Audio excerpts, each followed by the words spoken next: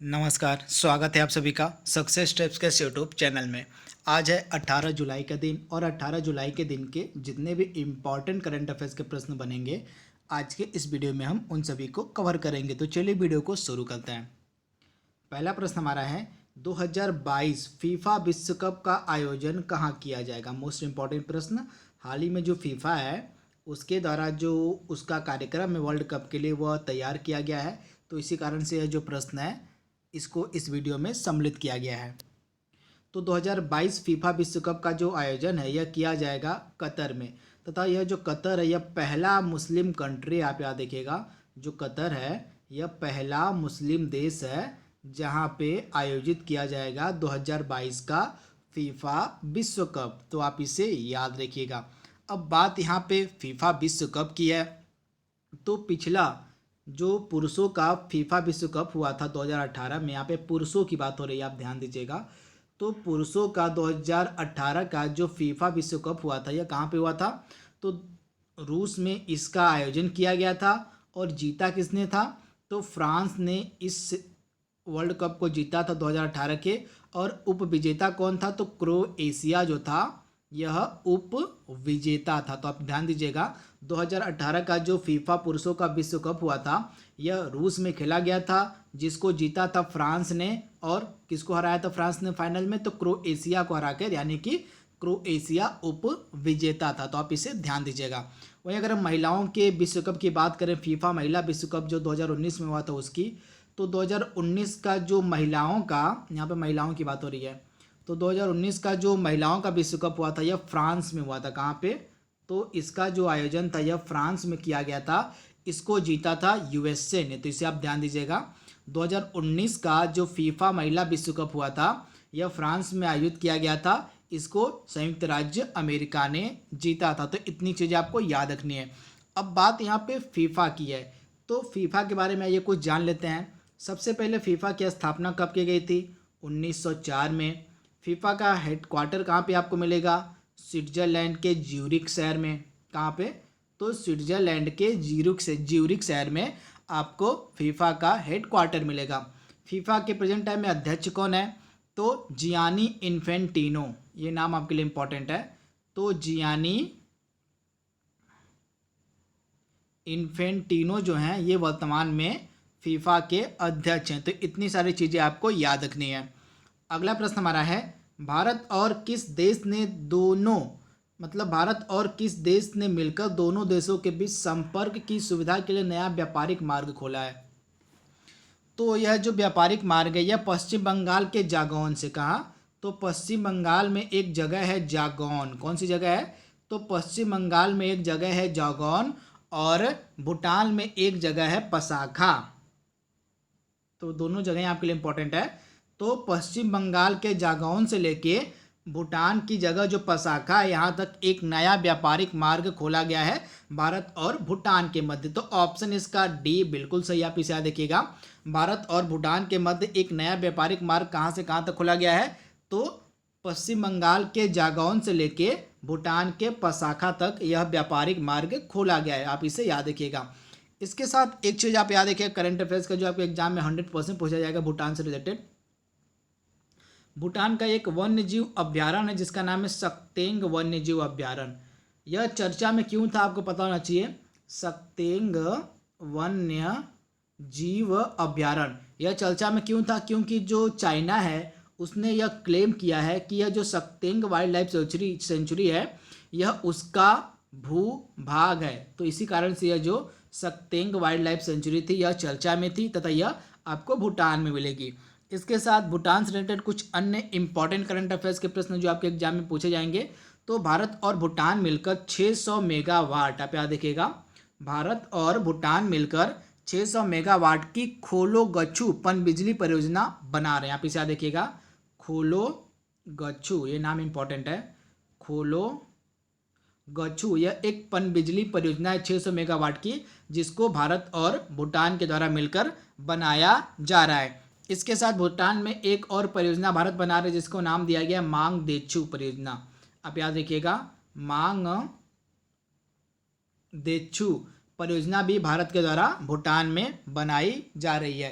अब भूटान की बात यहाँ पे है, तो भूटान की राजधानी क्या है? थिम्पू।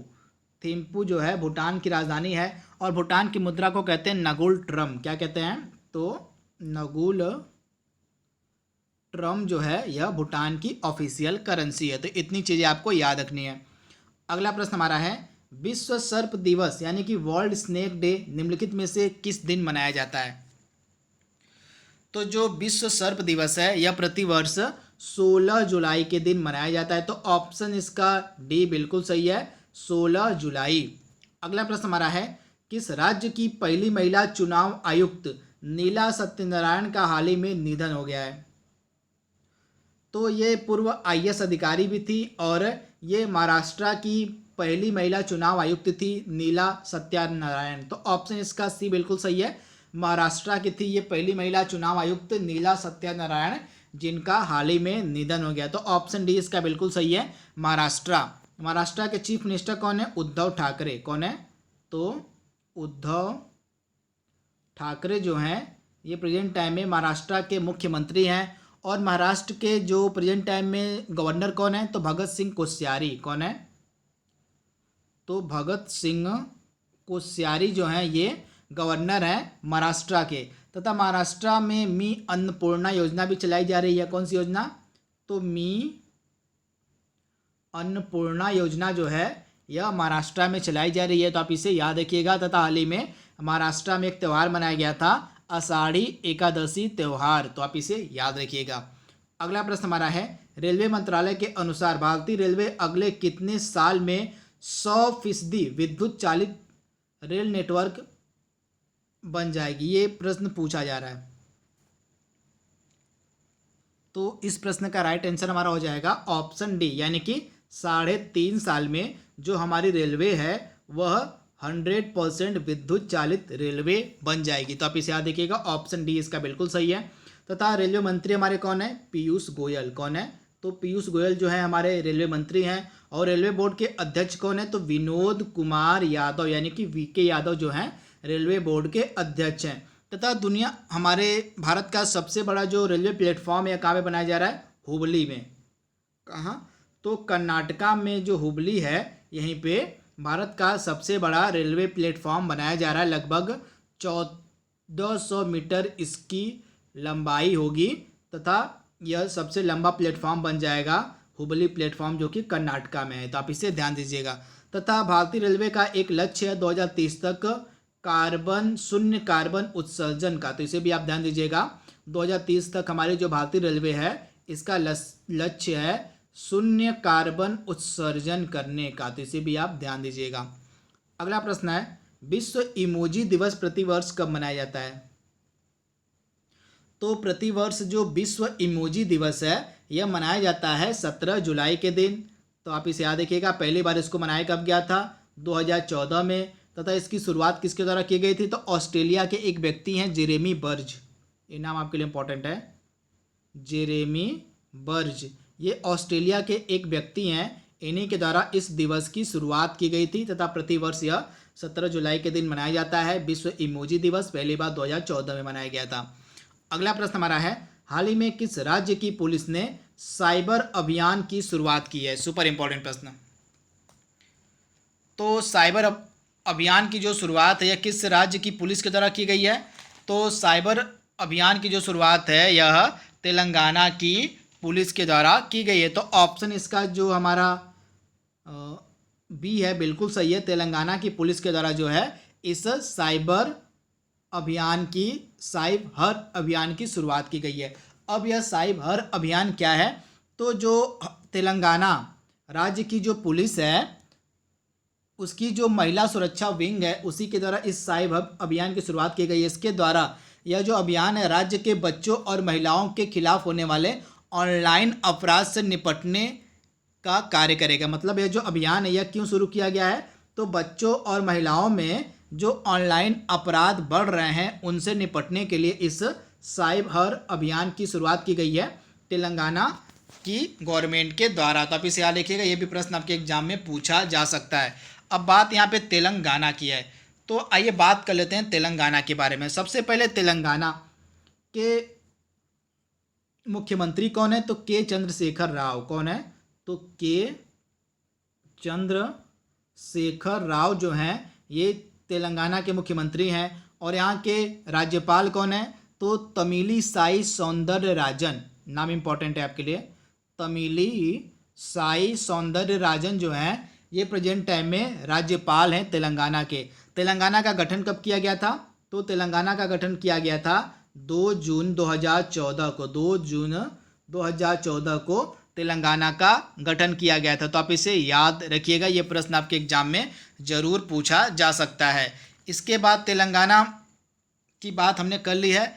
अब हम बात कर, अगला प्रश्न हमारा क्या कह रहा है? तो अगला प्रश्न हमारा है द तंगमस। यह एक जनजाति समुदाय है। तो यह एक पुस्तक उन्हीं के ऊपर लिखी गई है, जो Tangams an ethnolinguistic study of the critically endangered group of Arunachal Pradesh नाम पुस्तक का जो विमोचन है किस राज्य के मुख्यमंत्री के द्वारा किया गया?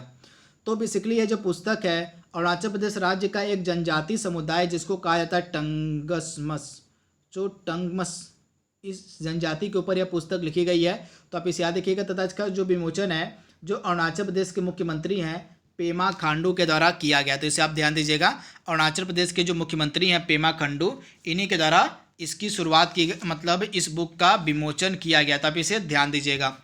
अगला प्रश्न हमारा है, हाल ही में भारतीय मूल के चंद्रिका प्रसाद संतोखी को किस देश का राष्ट्रपति चुना गया है? तो कहाँ के? तो सूरीनाम के ये राष्ट्रपति चुने गए हैं। ये भारतीय मूल के हैं चंद्रिका प्रसाद संतोखी, तथा ये सूरीनाम के नए राष्ट्रपति चुने गए हैं। तो आप इसे याद रखिएगा। तथा यह जो सूरीनाम है यह एक दक्षिण अमेरिकी देश है। तो आप इसे याद रखिएगा, यह एक दक्षिण अमेरिकी देश है सूरीनाम, जिसके राष्ट्रपति बनाए गए हैं भारतीय मूल के चंद्रिका प्रसाद संतोखी। तथा यह जो सूरीनाम था यह पूर्व डच कॉलोनी भी था। किसका कॉलोनी?